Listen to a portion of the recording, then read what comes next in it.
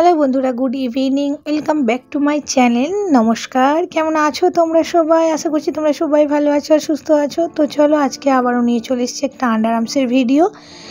বেশ কিছুদিন ছাড়া ভিডিও হচ্ছে, কারণ এখন বিয়ে সিজন ছিল। তোমাদের আগেই বলেছি ভিডিও দিতে আমার একটু দেরি হবে। তো চলো আজকে কিন্তু আন্ডার আর্মসটা করবো।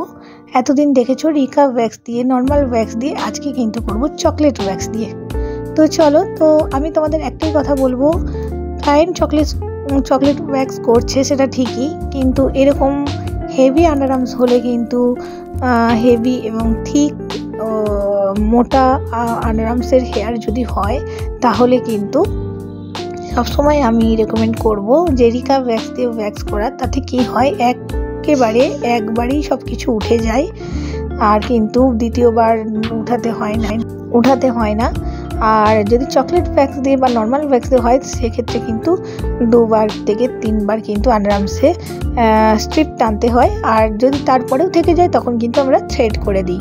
তারপরে কিন্তু আমরা আর আন্ডার আর্মসে স্ট্রিপ টানি না। তো দেখো এখানে যথারীতি সেটাই হয়েছে, ছোট ছোট হেয়ারগুলো কিন্তু রয়ে গেছে, এক টানে ওঠেনি। তো নেক্সট টাইম আমি দ্বিতীয়বার আবার দিলাম, যাতে এটা ভালো করে ক্লিন হয়। তো দেখো এই পার্টটা তো লেফট সাইডটা তো ঠিকঠাক হয়ে গেল মোটামুটি। এবার চলো দেখা যাক রাইট সাইডটা কি হয়। আর দেখো এখানে ক্লিন করে আমি কিন্তু জল ভিজে টিস্যু দিয়ে আমরা মুছিয়ে দেবো। তারপর কিন্তু ক্রিম মাসাজ দেবো, আর ক্রিম মাসাজটা কিন্তু একবারে সবটা হয়ে গেলেই দেবো। তো চলো আমরা এবার যাব রাইট সাইডে। আর হ্যাঁ বন্ধুরা, তোমাদের ভিডিও আমার কেমন লাগছে অবশ্যই কিন্তু কমেন্টে জানিও, আর অবশ্যই কিন্তু একটা লাইক করো, সাবস্ক্রাইব করো আর শেয়ার করো।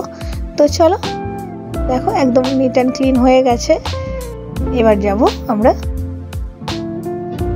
রাইট সাইডে আন্ডার আর্মস করতে। দেখো এখানে আমি কিন্তু সবার আগে কিন্তু আমি ময়শ্চারাইজারটাকে হাইড করার জন্য পাউডার দিয়ে দিলাম, যাতে খুব সহজেই উঠে যায়।